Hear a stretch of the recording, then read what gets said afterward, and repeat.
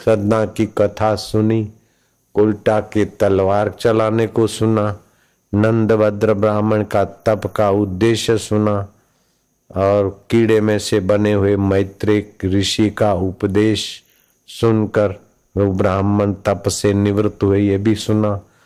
और मैत्रेय ऋषि ने पाराशर ऋषि का सत्संग सुनकर महान ज्ञान हासिल किया। आध्यात्मिक विष्णु पुराण में प्रश्न उत्तर आता है मैत्रेय और उनके गुरु जी का। तो मैत्रेय कीड़े में से बने हुए मैत्रेय, तो मनुष्य ये जीवात्मा की कितनी योग्यता है। मैंने कई बार इस बात को कहा है, अब भी फिर से कहता हूं कि भगवान ने आपको संसार का मजूर बनाने के लिए नहीं भेजा है, आपको भगवान ने दास बनाने के लिए नहीं भेजा है, आपको भगवान ने संसार का पिट्ठू के घोड़ा गधेड़ा के नहीं मजूरी कर करके छोड़ के मर जाओ इसलिए नहीं भेजा है। लेकिन तुम जन्मों जन्मों से संसार के वासना विकारों के दास हुए हो, इसलिए उस दासत्व से निकलने के लिए भगवान का दास थोड़ा बनो। फिर भगवान तो आपको प्रेमी बनाने के लिए भेजा है, भगवान तो आपके सेवक, आप सेवक बनो, फिर भगवान आपके सेवक बन जाते। आप भगवान के प्रेमी बनो, भगवान आपके प्रेमी बन जाते।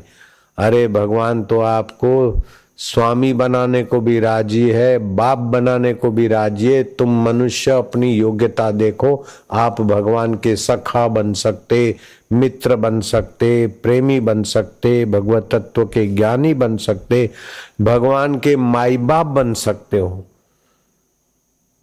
वशिष्ठ महाराज की बात मानकर दशरथ ने साधना किया और भगवान के माई बाप बन गए कि नहीं बन गए?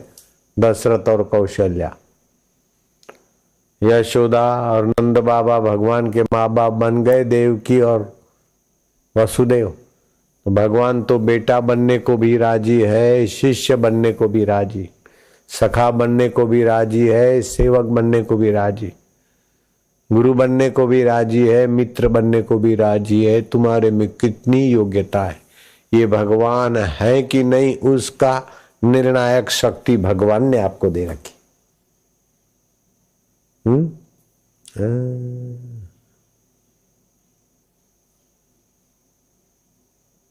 ये आंखों के द्वारा देख के, नाक के द्वारा सूंघ के, जीभ के द्वारा चख के, बाहर भटक भटक के आप अपनी योग्यताओं का द्वार नहीं खोलें तो फिर तुच्छ योनियों में जाना पड़ता। राजा होने के बाद भी, मरने के बाद वो किरकिट बन गया।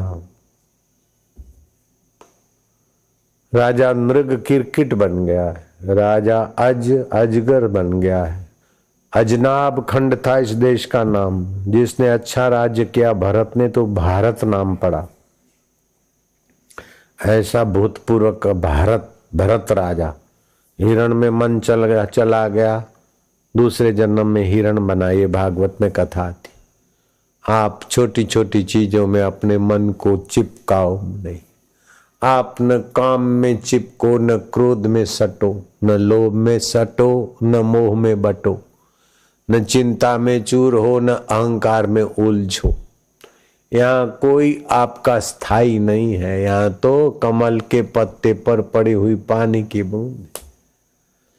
क्या करिए क्या जोड़िए, थोड़े जीवन काज, छोड़ी छोड़ी सब जात है, देह गेह धन राज, ये सब छूटने वाला है।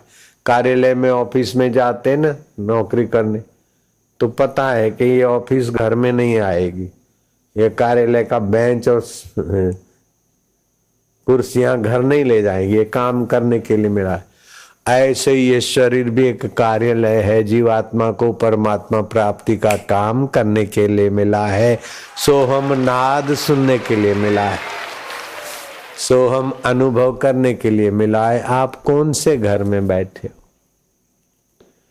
जो नदी के किनारे घर है और वो रेतीले तट पर बंधा हुआ छोटा सा आपका ईंटों का घर है, और नदी की हर लहर वो बालू को, रेती को ले जा रही, कब गिर जाए ये आपका नदी तट, रेतीले बालू के तट पर आपका मकान, कोई पता नहीं। ऐसे ही नदी की लहर, हर लहर बालू को, रेती को काटती है, से हर श्वास आपकी आयुष्य काट रहा है। इतना खतरा सिर पर लेकर आप ही हा करके काय को आयुष्य खत्म करते हो। कब आकर ये श्वास के झपेटे आपके इस घर, शरीर रूपी घर को गिरा दे, कोई पता नहीं। गिरेगा ये पक्की बात है। बेटा होगा कि नहीं होगा इसमें सवाल है, और बेटा फिर आज्ञा में रहेगा कि नहीं रहेगा ये भी सवाल है। बेटा विदेश जाएगा कि नहीं जाएगा ये भी सवाल है। लेकिन बेटा हुआ है वो मरेगा कि नहीं मरेगा ये सवाल कभी नहीं पूछा जाता है। वो पैदा हुआ है तो मरेगा, ऐसे आपका शरीर पैदा हुआ है तो जाएगा, पक्का है।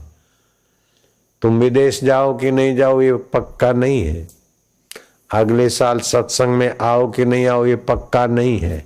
लेकिन मरो कि नहीं मरो ये पक्का, पूछने की जरूरत नहीं। मरना पक्का, बाकी सब कच्चा है। बोलो, जब शरीर का मरना पक्का है तो मौत की दाल नहीं गलती, उस अमर को पालो न भैया, लाला लालिया।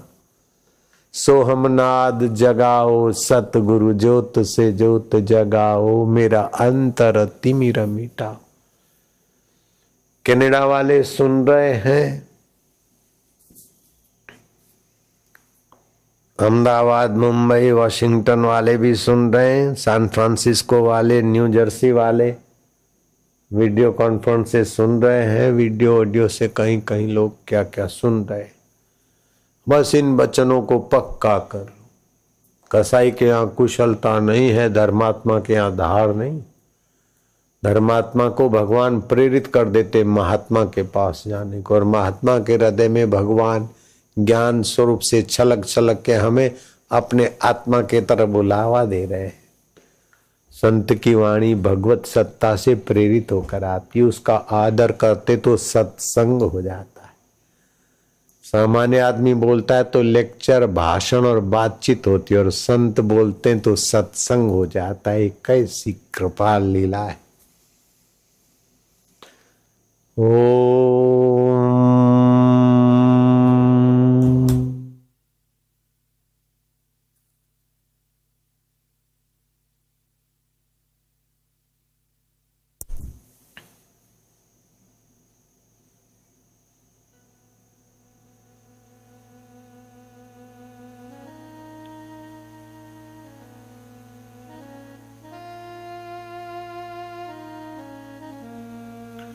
जिन्होंने मंत्र दीक्षा लिया है उनको 33 प्रकार के फायदे होते होते और होते ही है। जिनको मंत्र दीक्षा लेने से, गुरु दीक्षा लेने से लाभ हुए, आर्थिक लाभ, शारीरिक लाभ, यश लाभ, वे हाथ ऊपर करो। लाभ होते हैं तो ठीक बात, ठीक। जिनको दीक्षा लेने बाकी है, दीक्षा लेना चाहते हैं, वे लोग हाथ ऊपर करो। अच्छा, दीक्षा लेना बाकी है, नहीं लिया टाल वालों ने, हाथ हिलाओ तो। अच्छा, तो किसी गुरु से ले लेना दीक्षा। अब हम तो निवृत्त हो रहे हैं, बहुत हो गया, अब गाड़ी ओवरलोड चल रही, अब कोई गुरु से ले लेना। अभी जिन्होंने दीक्षा लिया है ऐसे पुराने साधकों को भी एक स्पेशल मंत्र मिला है। तो हमारे शिष्यों को हार्ट अटैक कभी ना हो, हाई बीपी ना हो, लो बीपी ना हो, और जॉन्डस पीलिया हो तो 50 माला जप करने से मिट जावे। शनि देवता का ग्रह हो तो 100 माला जप करे, शनि देवता राजी होके चले जाए। 7.5 वर्ष हो चाहे 12 वर्ष हो, माफ हो जाए। पति पत्नी के झगड़े हैं तो 10 माला करने से थोड़े दिन में शांत हो जाते। ऐसा स्पेशल मंत्र भी है। लेकिन कल तो मंगल है, दीक्षा नहीं दे पाएंगे।